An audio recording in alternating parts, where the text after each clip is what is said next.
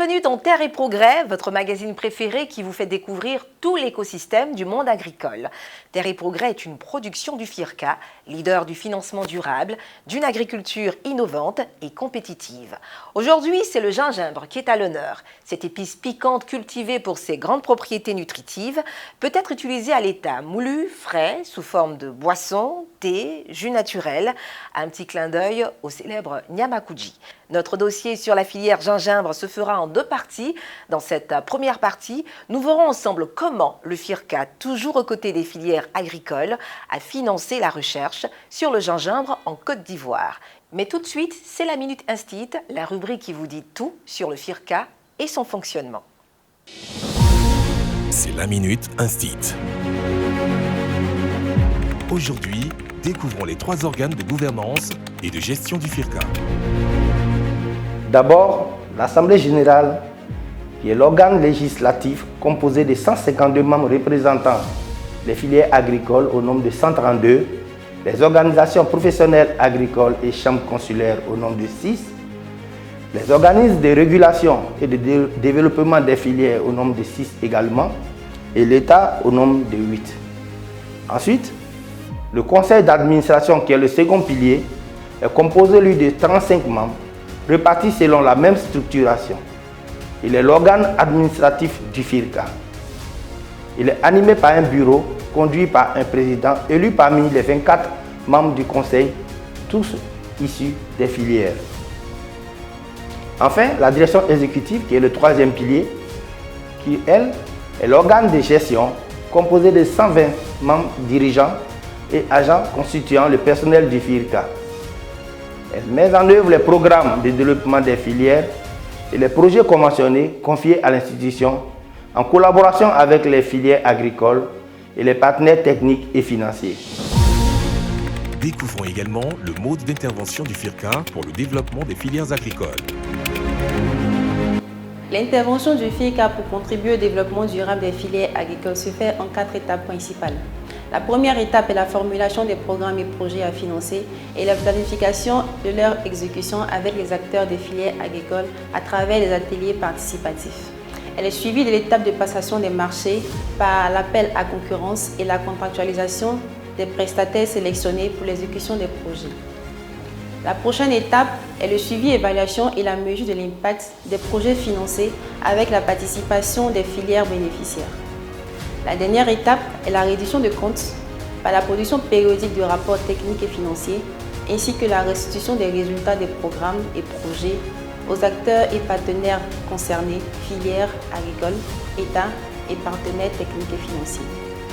Vous connaîtrez le FIRCA et vous aurez sur l'agriculture un autre regard.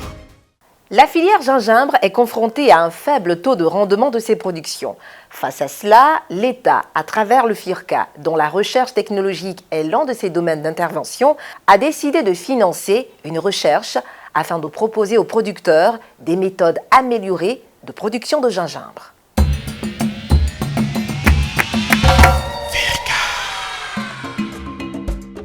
Le gingiber officinal, de la famille des Zingiberaceae, plus connu sous le nom de gingembre, avec ses rhizomes aux racines, est une plante originaire d'Asie du Sud-Est. Cultivée en Côte d'Ivoire dans les zones de Bongouano, Divo, Gagnoa, Soubré, Tiasalé, Tanda et Kounfao, cette épice très prisée en cuisine pour son goût piquant renferme de nombreuses vertus culinaires et thérapeutiques. Cette culture, dont la rentabilité n'est plus à démontrer, occupe aujourd'hui de nombreux Ivoiriens. C'est à juste titre que le ministère d'État, ministère de l'Agriculture et du Développement rural la considère comme une culture émergente. Tenant compte de l'intérêt croissant pour le gingembre, le FIRCA a initié une étude d'état des lieux de la dite filière conduite par l'École nationale supérieure d'agronomie de l'INPHB de Yamoussoukro. Il ressort de cette étude que les rendements obtenus en Côte d'Ivoire sont en moyenne de 9 tonnes par hectare contre 31 tonnes par hectare en Chine et 43 tonnes par hectare aux États-Unis. Face à la faiblesse des rendements en Côte d'Ivoire, l'État, à travers le FIRCA, a décidé depuis 2019 de financer la recherche afin de disposer de variétés performantes et de proposer aux producteurs des itinéraires améliorés de production de gingembre. Les recherches en cours sont conduites par l'université Nangui Abrogwa d'Abobo-Adjamé. C'est un projet d'identification de variétés aux producteurs en Côte d'Ivoire et de techniques améliorées. Mais les objectifs de ce projet-là se présentent en 3 axes. Le premier, c'est la conservation de toutes les accessions qui ont été collectées en Côte d'Ivoire. Le second, c'est la sélection d'individus aux producteurs, comme le dit le projet, et enfin de techniques améliorées, de techniques performantes, de techniques innovantes au sein de cette culture-là, juste dans le but d'améliorer la productivité au sein d'une culture, on va dire, mineure en Côte d'Ivoire. Plusieurs parcelles d'expérimentation ont ainsi été créées. Sur la première, les variétés de gingembre produites dans toutes les régions de Côte d'Ivoire ont été ensemencées pour constituer une collection. Nous sommes au sein de la parcelle de conservation. La parcelle de conservation consiste tout simplement à conserver en l'état toutes les accessions, on les appelle des accessions, les échantillons qui ont été pris chez tous les producteurs qu'on aura rencontrés, interviewés, avec lesquels on travaille et on mène ces projets. Donc 200 échantillons sont collectés et conservés ici à Nangui Abrogwa. 200 échantillons aussi ont été collectés et conservés à l'université Jean Lognon Guédé de Daloa. En début de saison des pluies, nous désherbons une parcelle et nous confectionnons des billons. Et ensuite, nous mettons de la fiente de volaille sur ces différents billons pour enrichir le sol. Et après, nous utilisons des éclats de rhizome de cette taille-là, comportant au moins un bourgeon viable que nous mettons en terre et nous recouvrons. Et après 1 à 2 semaines, ces bourgeons commencent à germer. À mi-parcours de l'étude, les résultats sont probants. Les espèces à haut rendement se dégagent déjà à l'œil nu. C'est les mêmes éclats de rhizome qu'on a utilisés pour toutes les accessions, pour mettre dans tous les poquets que nous avons utilisés. Mais quand vous regardez certaines accessions ont des tailles beaucoup plus grandes. D'autres, par contre, ont beaucoup plus de talles.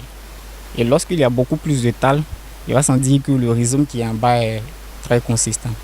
Et de ce fait, à vue d'œil, nous avons vu qu'il y a certaines accessions qui se démarquent. Et nos précédentes études ont montré aussi qu'il y a certaines accessions qui vont au-delà de 20 tonnes à l'hectare. Au niveau des essais pour déterminer les techniques culturales optimales, entendez-le, des résultats concluants sont observés pour le mode de semis, le type de culture et la fertilisation. Nous sommes en fin d'expérimentation. Nous constatons déjà que c'est avec le système Bion que les rhizomes arrivent à bien se développer, accompagné de la fiente de volaille qui est ici pour nous notre engrais organique. Donc à la suite de cela, on pourra proposer un itinéraire technique aux producteurs pour mieux optimiser la production. Les performances des techniques culturales proposées sont tout aussi visibles. Les incubateurs agromorphologiques relevés en sont la preuve. Pour mieux conclure le résultat de nos recherches, vous allez constater après la germination, chaque mois nous prenons des paramètres qu'on appelle ici les paramètres agromorphologiques. Il s'agit ici de la hauteur de la plante que vous voyez, le nombre de feuilles qu'on compte, le nombre d'étals qui sortent. Tout ça, ce sont des paramètres de rendement. L'étude ne s'arrête pas à ce niveau. Après ces recherches in situ, les chercheurs vont transférer les accessions de gingembre dans un milieu ex situ in vitro en laboratoire. Ici, nous allons débarrasser des mottes de terre, c'est-à-dire laver à de l'eau des robinets simples que nous allons faire pré-germer. Ensuite, ici, nous allons préparer les milieux de culture pour la culture in vitro.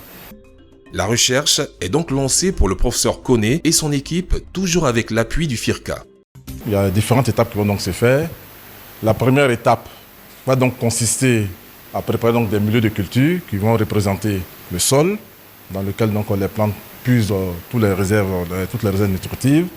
Et ces milieux vont être constitués donc de substances, de composés chimiques, de composés dits macro-éléments en concentration plus élevée, d'autres micro-éléments en faible concentration, de substances organiques, en l'occurrence soit des acides aminés ou bien le sucre, des vitamines et des agents solidifiants. Malgré les efforts déjà consentis, des obstacles subsistent encore. Le professeur Koné et son équipe lancent encore un appel au FIRCA pour les aider à y faire face. Nous attendons du FIRCA vraiment l'accompagnement en termes de moyens nous permet donc de mener cette recherche-là. Ils ont déjà commencé et nous pensons qu'ils vont toujours continuer avec nous pour que dans 2, 3 ou 4 ans, nous puissions vraiment sortir des variétés à haut rendement qui seront donc remis à nos braves producteurs. Les producteurs ont le regard tourné vers le professeur Koné et son équipe avec une lueur d'espoir. Les nouvelles données vont à coup sûr contribuer à améliorer les revenus des acteurs de toute la chaîne des valeurs. Les recherches en cours feront non seulement du bien aux producteurs, mais enrichissent également toute la communauté scientifique. Des thèses seront bientôt soutenues à partir des travaux de recherche réalisés. Considérée comme la culture émergente, la recherche sur le gingembre, appuyée par le FIRCA, permettra d'améliorer les revenus des acteurs de la filière. Terre et Progrès, c'est fini pour aujourd'hui. Retrouvez tout de suite Fircana pour la rubrique « Le saviez-vous ». Vous pouvez revoir ce programme sur nos différents réseaux sociaux en tapant le FIRCA, le tout attaché. À bientôt pour un autre numéro de Terre et Progrès.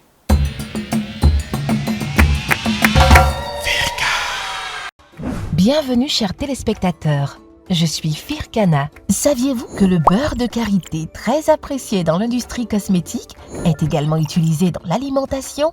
Extrait de l'amande de karité, le beurre de karité, encore appelé l'or des femmes, est un véritable trésor aux multiples usages.